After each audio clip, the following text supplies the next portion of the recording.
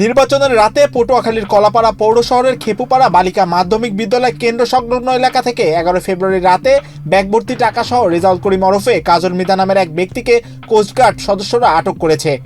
তিনি স্বেচ্ছাসেবক দলের কলাপাড়া পৌরসভার যুগ্ম আহ্বায়ক বলে দাবি করেছেন। টাকার পরিমাণ অন্তত 50 লাখ বলে প্রশাসন সূত্রে জানা গেছে। ভবিষ্যৎ হোক নিরাপদ, বিনিয়োগ হোক বিশ্বস্ত, আর আমার পছন্দ সল্ট বে। ওয়েলকাম টু সল্ট বে। সামাজিক যোগাযোগ মাধ্যমে বিষয়টি ছড়িয়ে পড়েছে। সেখানে তাকে বিএনপি নেতা বলে দাবি করা হয়েছে। তবে কাজল মৃধার ফেসবুক আইডিতে তিনি নিজেকে কলাপাড়া পৌরসভা স্বেচ্ছাসেবক দলের যুগ্ম আহ্বায়ক বলে উপস্থাপন করেছেন।